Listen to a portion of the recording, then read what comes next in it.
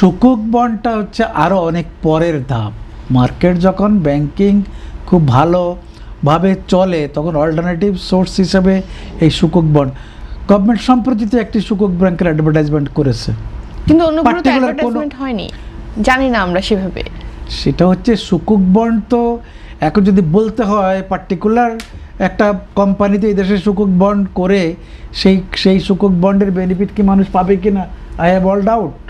এটা আমি আর নাম আর ব্যাংকের নাম বললাম না, কিন্তু এখানে এটাকে একটা সুশাসনের আওতায় এবং এটা কমপ্লায়েন্সের আওতায় যদি করা হয় তাইলে সুকুক কেন, যে কোনো বন্ড, এখানে অনেক ধরনের সাবঅর্ডিনেটেড বন্ড আছে, অনেক বন্ডগুলো করা যায়। কিন্তু আমরা অনেকবার চেষ্টা করছি যে সেকেন্ডারি মার্কেটে যখন বন্ড লেনদেনটা করা যাবে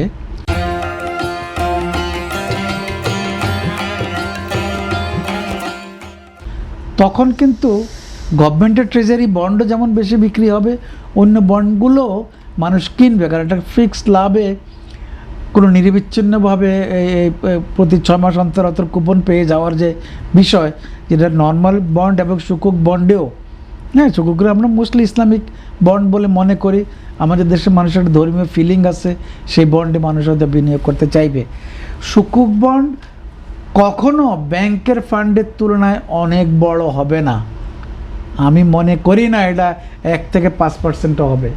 তো ফলে আমাদের যে রিকোয়ারমেন্ট, আমাদের ইকোনমিতে এখন যে ক্রেডিটের গ্রোথ, সেটা যদি 6% আজকে 2-3 বছর, আমরা 3 বছরে পড়লাম, আমরা 6 থেকে আর উপর দিকে প্রাইভেট ক্রেডিট গ্রোথ হচ্ছে না। আপনি এখানে অন্য জিনিসটা চিন্তা করেন, সুকুক বন্ডটাকে আমি এখানে অনেক বড় আলোচনার বিষয় করতে চাই না, এই জন্য একটা স্ট্যান্ডার্ড নিয়ম আছে যে কত % অফ জিডিপি সরকারি বিনিয়োগ হবে, বেসরকারি বিনিয়োগ হবে। আমরা এটাকে 30-এর উপরে 35 পর্যন্ত নেওয়ার জন্য বারবার পরিকল্পনা নেই, কিন্তু এখনও পর্যন্ত এটা 30-এর অনেক নিচে, 28 থেকে 30-এর মধ্যে থাকে। এর মধ্যে প্রাইভেটের হিস্সা যে 22%, এই 22% কিন্তু অফ জিডিপি, এটা কিন্তু অনেক দিন ধরে, এটাকে 23-24 আর উঠানোই যাচ্ছে না। আর সরকার এটা 7-8%-এর মধ্যে সবসময় থাকে।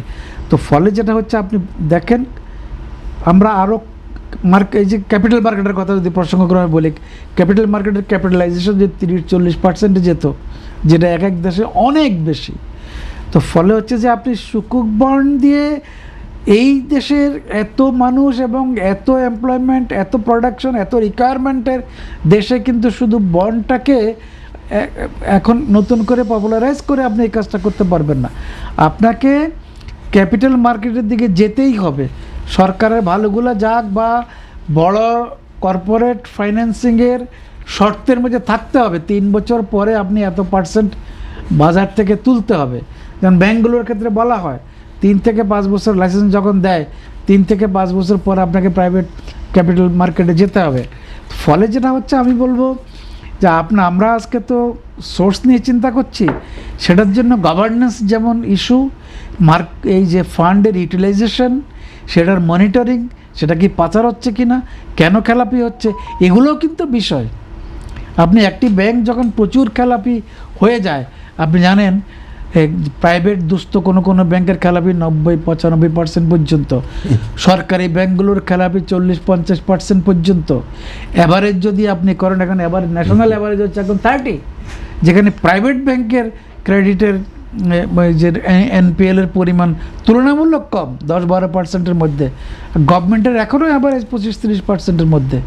ফলে আপনি ওই বিষয়েও চিন্তা করতে হবে। আপনি খালি যে বিনিয়োগে ব্যাংক কী রোল করবে, কেন করে না, কেন হচ্ছে না, সেটার চেয়েও এইটার যে ধাপগুলো, বিনিয়োগ থেকে যে আমি সুফল পাবো, সেই বিষয়টা এখানে ইম্পর্টেন্ট। আমি আপনাকে বলি, নিশ্চিত করে বলছি,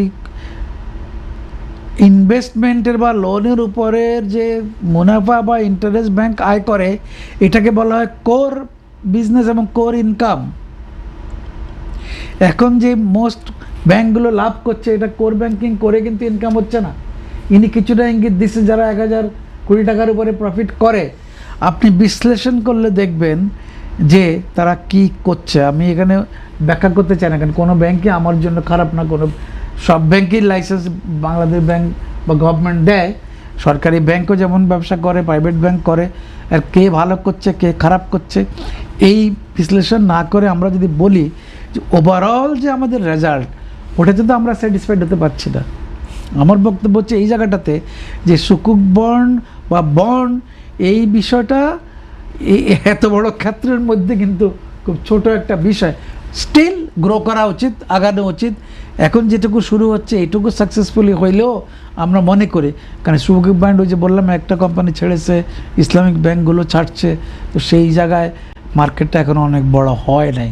ফলে আসল জায়গায় আমার মনে হয় আমাদের মূল কালচারটা করা উচিত।